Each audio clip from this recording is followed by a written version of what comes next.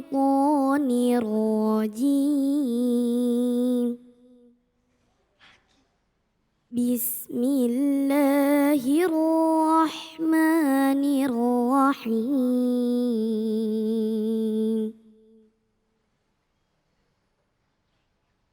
ولا تقربوا الزنا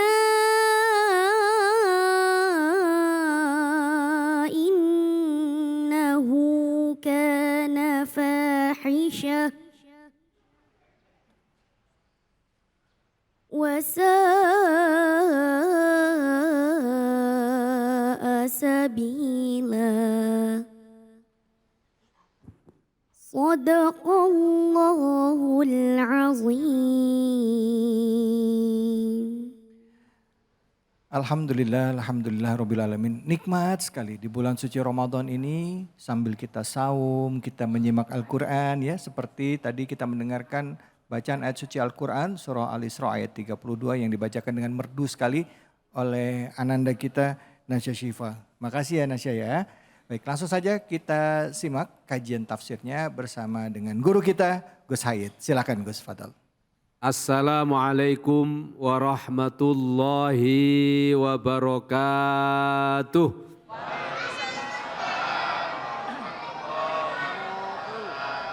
Alhamdulillahi rabbil alamin wa bihi nasta'inu ala umurid dunya waddin. Wassalatu wassalamu ala Rasulillah Sayyidina wa maulana Muhammadin sallallahu alaihi wa ala alihi wa sahbihi wa barik wa sallim ajma'in. Amma ba'du, hadratal kurama'i wal a'izza, para pemirsa iNews Cahaya Hati Indonesia yang insyaAllah dimuliakan Allah, para jamaah hadirin wal hadirat yang insyaAllah diberkahi Allah subhanahu wa ta'ala. Alhamdulillah bersama Ustadz David, kita siang hari ini di bulan suci Ramadan masih diperkenankan untuk taklim, untuk ngaji bersama, meneladani teladan-teladan, contoh-contoh uswah hasanah dari Rasulullah, sekaligus mengkaji ayat-ayat Allah Subhanahu wa ta'ala. Semoga satu ayat, dua ayat yang kita kaji kelak akan menjadi saksi di hadapan Allah saat kita membutuhkan pertolongan Allah dan syafaatul Quran. Amin. Allahumma amin. Kali ini kita akan mengkaji tentang ayat yang ada dalam surat Al-Isra ayat ke-32 yang tadi dibacakan oleh Ananda yang sangat merdu. Apa tema pokok dari kajian ayat ke-32 ini? Tema pokok dari kajian ayat ke-32 surat Al-Isra ini adalah larangan kita berzina. Dan larangan dari Allah untuk mendekati zina. Jadi berzina otomatis haram alias dilarang. Nah, bagaimana agar tidak terjadi proses perzinahan? Mendekati pun dilarang oleh Allah Subhanahu wa ta'ala. Nah, sekarang kita sering melihat, tadi kita ditayangkan bagaimana anak-anak masih SMP sudah pacaran. Betul apa enggak? Ini jamaah di sini punya anak yang pacaran apa enggak? Alhamdulillah enggak ada. Enggak ada satu. Ada satu. Banyak tadi katanya, berarti enggak ada satu. Na'udzubillahi min dzalik. Jangan sampai. Kenapa? Allah yang berfirman, saya bacakan lagi. A'udzubillahi minasyaitonir rajim. Bismillahirrahmanirrahim. Wala taqrabuz zina innahu kana fahishatan wa sa'a sabila. Allah. Ini satu ayat kelihatannya pendek saja, tapi maknanya dahsyat. Maknanya dalam. Dalam sama dahsyat sama enggak?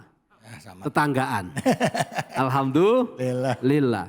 Allah menegaskan di ayat ini, jangan sekali-kali kamu mendekati zina. Karena apa? Karena zina itu jalan yang buruk, perbuatan dosa yang sangat jahat. Dengan berzina kalau punya anak, siapa yang tanggung jawab? Orang tuanya malu apa enggak? Malu. Anaknya malu apa enggak? Malu. Di akhirat diinjek-injek di neraka. Nauzubillahi min dzalik. Maka dosa terbesar ketiga setelah syirik kepada Allah, durhaka kepada orang tua, yang ketiga adalah zina. Betul apa betul? Betul. Ini dosa yang akan melahirkan murka Allah langsung cespleng di dunia dan di akhirat. Coba Bapak Ibu kalau berani sama orang tua, kualat apa enggak? Kualat apa enggak? Kualat. Pasti kualat, sepinter apapun, sehebat apapun. Berani melawan orang tua, dari kaya langsung miskin. Betul? Betul. Dari sehat langsung sakit-sakitan. Iya. Betul? Betul. Dari apa lagi? Wes pokoknya rusak. Ya kan? Begitu juga orang berzina. Orang berzina ini titenono kata orang Jawa. Ingat-ingat ini. Kalau orang itu kaya tapi tukang zina pasti nanti akan bangkrut akhirnya. Nauzubillahi min dzalik. Nah, kalau nggak berani zina, kawin lagi.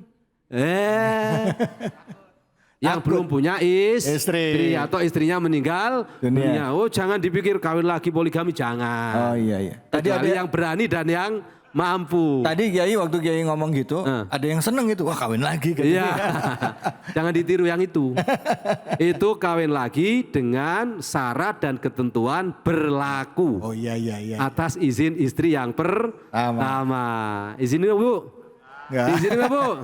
Alhamdulillah masih normal. Nah, Quran menjelaskan jangan sekali-kali mendekati zina. Kalau mendekati saja tidak boleh, apalagi melakukan zina. Jadi betapa bahasa Quran ini lembut, halus, agar kita bisa menerima dengan hati yang lembut dan yang halus. Tidak kayak orang mana nih? Kampung mana nih? Kampung apa namanya? Kandang Besar. Kandang Besar. Wah, ini orangnya kalau ngelarang, gak boleh, haram, beda, syirik. Ada nggak yang begitu? Banyak. Ini gimana dakwah begitu? Quran ngajari kalau dakwah itu dengan tutur kata yang lembut. Ud'u ila sabili rabbika bil hikmah wal mau'izatil hasanah wajadilhum billati hiya ahsan. Ini Quran. Dan dicontohkan oleh Quran, melarang zina tidak langsung wala tazna atau wala tazni. Tidak ada begitu. Tapi wala taqrabuz zina innahu kana fahisyatan wa sa'a sabila. Begitu luar biasanya Allah sayang kepada kita. Apa kata Ibnu Masir dalam kitab Tafsirul Quranil Azim?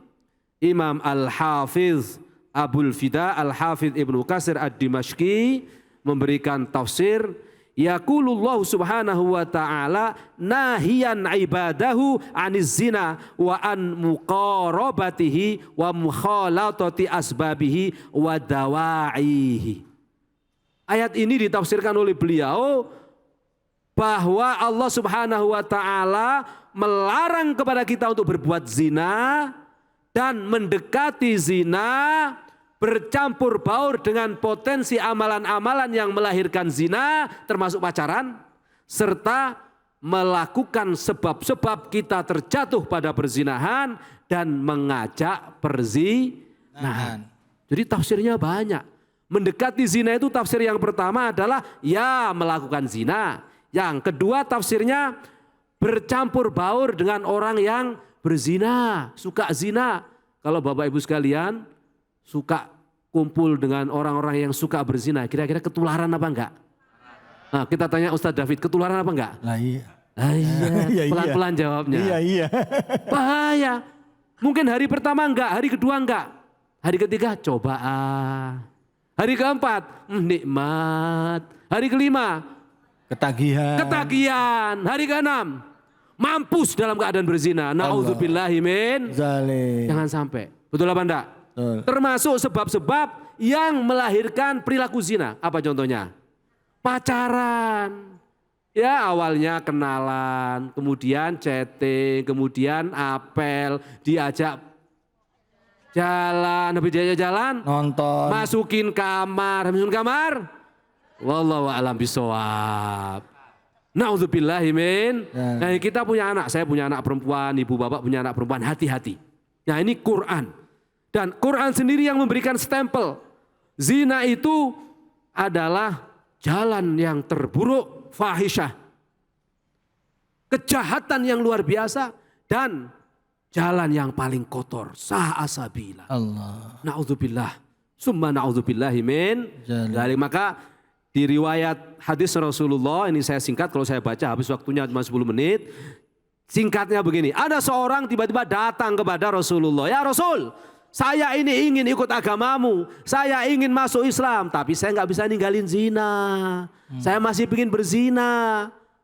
Apa jawab Rasulullah? Oke, sini, kamu mendekat ke saya. Sahabat lain, wih ini kalau bahasanya orang sini tuh wajar kamu nanti. Masa nggak punya sopan santun, mau mendekati saya, mau bilang sama Rasul, bilang masih mau zina. Ini kan nggak sopan, kira-kira begitu sahabat. Marah sahabat. Tapi Rasul dengan dakwanya tenang, sini mendekat. Setelah duduk di dekat Rasulullah ditanya, kamu punya ibu? Punya. Sayang sama ibumu? Sayang. Kamu mau nggak ibumu dizina? Enggak dong, saya hajar nanti. Saya bunuh kamu sama ibu saya. Gitu dia. Oke, kamu punya adik? Punya. Punya keponakan? Punya. Punya saudara perempuan? Punya. Kalau semua itu dizinai oleh orang lain, kira-kira bagaimana perasaanmu? Saya hajar semuanya. Singkat cerita apa? Akhirnya dia mendapatkan hidayah dari Allah. Oh kalau begitu, ya seperti itulah kalau kamu menzinai perempuan-perempuan di sana. Orang tuanya nggak akan ridho, saudaranya nggak akan ridho. Kalau tahu pasti kamu akan dikejar, dihajar habis-habisan. Kalau gitu saya tobatan nasuha. Akhirnya didoakan sama Rasulullah karena dia tobat. Doanya Rasulullah apa? Rasulullah mendoakan dalam hadis yang diriwayatkan oleh sahabatnya Rasulullah Shallallahu Alaihi Wasallam. Rasulullah berdoa, Allahumma ghfir dzambahu wa tahhir qalbahu wa ahsin farjahu. Ya Allah, ampunilah dosanya orang ini yang baru masuk Islam. Bersihkanlah hatinya, jagalah farjinya dari berbuat zina. Semoga di bulan suci Ramadan ini kita senantiasa diberi pertolongan oleh Allah. Amin. Untuk senantiasa menjaga amal soleh kita, ketaatan kita, ibadah kita, dan kita dijauhkan dari perbuatan zina dan perbuatan yang mendekati zina. Karena balasan perbuatan zina di dunia langsung, di akhirat apalagi. Makanya kalau orang itu berbuat zina, kalau di dunia ini ada hukum Islam, dia harus dirajam. Kalau sudah menikah, dia harus dirajam sampai mati. Kalau belum menikah, dicambuk sampai parah 80 kali cambukan. Ini adalah hukum Islam. Makanya kita harus berhati-hati. Waspadalah. Amin. Allahumma amin. Ingat, kejahatan terjadi bukan karena niat pelaku, tapi dikarenakan ada kesempatan. Waspadalah. Allah, terima kasih banyak Kiai, terima kasih. Silakan yang mau bertanya, silakan Ibu. Bismillahirrahmanirrahim. Assalamualaikum warahmatullahi wabarakatuh. Perkenalkan, nama saya Khalifah. Saya ingin bertanya Pak Ustadz, apakah berpacaran pada saat bulan puasa itu dapat membatalkan puasa? Padahal kita hanya tidak bertemu, hanya lewat telepon-teleponan handphone atau tidak bersentuhan. Terima kasih Ustadz. Wassalamualaikum warahmatullahi wabarakatuh. Waalaikumsalam. Ini bukan cuma teleponan Kiai, chat ya, atau DM. Silakan Kiai. Baik, apakah berpacaran di siang hari bulan suci Ramadan membatalkan puasa atau tidak? Jawaban saya tegas, tidak membatalkan puasa. Karena yang membatalkan puasa itu makan dan minum. Habis itu nyeruput kopi di siang hari itu batal. Serta berhubungan badan bagi suami istri. Berhubungan badan halal apa enggak? Halal apa enggak? Bagi suami istri. Suami istri halal, ya. Kalau di siang hari jadi haram. Tempe, tahu tempe? Tahu? Ikan goreng? Halal apa enggak? Halal. Kalau puasa di siang hari dimakan, halal apa haram? Haram. Jadi ada hal-hal yang boleh sesungguhnya tapi tidak boleh gara-gara puasa. Itulah yang membatalkan puasa. Ingat Ya, Ustadz, ya. membatalkan puasa. Iya, iya, iya. Nah, kalau cuman chatting, batal enggak? Iya, Kenyang apa enggak? nggak kenyang. Berhubungan badan apa enggak? Enggak. Enggak. Berarti batal apa enggak? Enggak batal puasanya.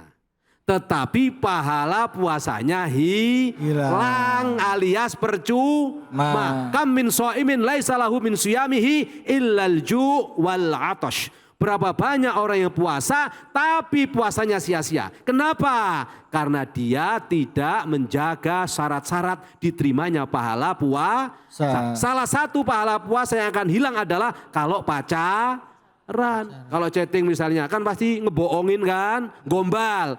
Kau sayang, cantik bener. Coba kau kirim fotomu yang gak pakai baju. Waduh. Mulai itu.